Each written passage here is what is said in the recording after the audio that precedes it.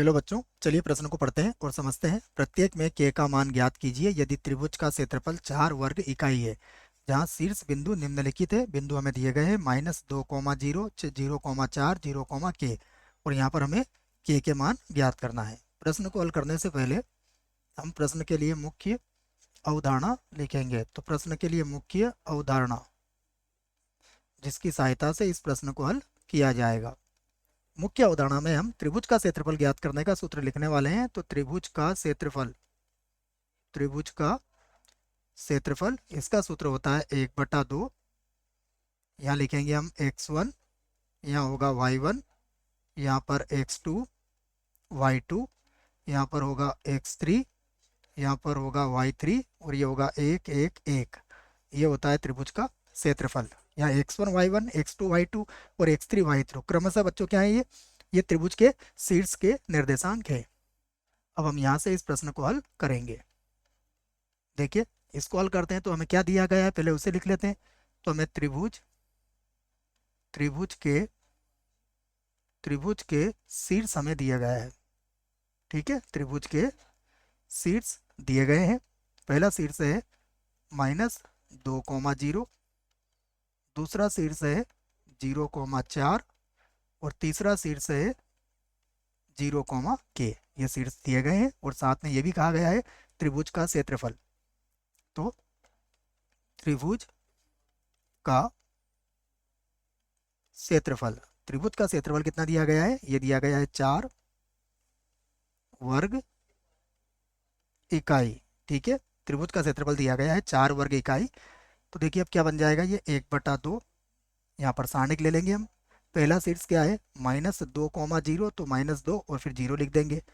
उसके बाद 0,4, उसके बाद है 0, और यहाँ लिख देंगे 1, 1 और 1। ये सूत्र है जो हमने मुख्य अवधारणा में भी लिखा है।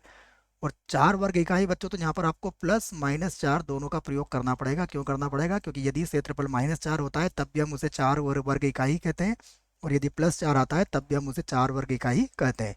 ये बात आप समझिएगा। ठीक है, मान लीजिए आप किसी प्रश्न को हल करते हैं और आपका क्षेत्रफल आ गया -4 वर्ग इकाई, तब भी आप क्या करेंगे? इसको मापांक लगा के +4 वर्ग इकाई ही कहेंगे। इसलिए जब क्षेत्रफल दिया जाता है तो हम प्लस माइनस दोनों चिन्हों पर विचार हमें करना पड़ता है। ठीक है, इसलिए हम यहाँ प्लस माइनस लगा रहे हैं।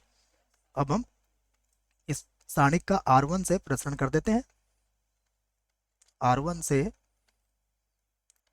से प्रसरण करने पर तो R1 से तो इसका प्रसरण करेंगे और 2 को बराबर के इधर ले आएंगे हम। तो देखिए सबसे पहले होगा -2, यहाँ लिख दूंगा मैं -2, और इसकी सीधी में पंक्ति और स्तंभ को हटा लूंगा तो ये हो जाएगा 4 - k। ये होगा 4 - k। उसके बाद देखिए अगला अवयव 0 है तो -0 प्लस, फिर अगला अवयव क्या है 1, तो इसको मैं 1 लिख दूंगा। और अब 1 की सीध में पंक्ति और स्तंभ को हटा लेंगे तो ये हो जाएगा 0 - 0। ये बन जाएगा 0 - 0 बराबर। देखिएगा जैसा मैंने कहा कि 2 को बराबर किधर लाएंगे तो ये हो जाएगा प्लस माइनस और यहाँ बन जाएगा 8।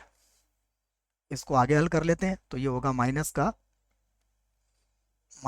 8 और माइनस माइनस हो जाएगा प्लस का 2k बराबर, यहाँ मिल जाएगा आपको +-8। ठीक है, यहाँ पर क्या मिलेगा +-8। अब 8 को आप बराबर के इधर ला सकते हैं तो ये हो जाएगा 2k बराबर +-8 और प्लस हो जाएगा 8।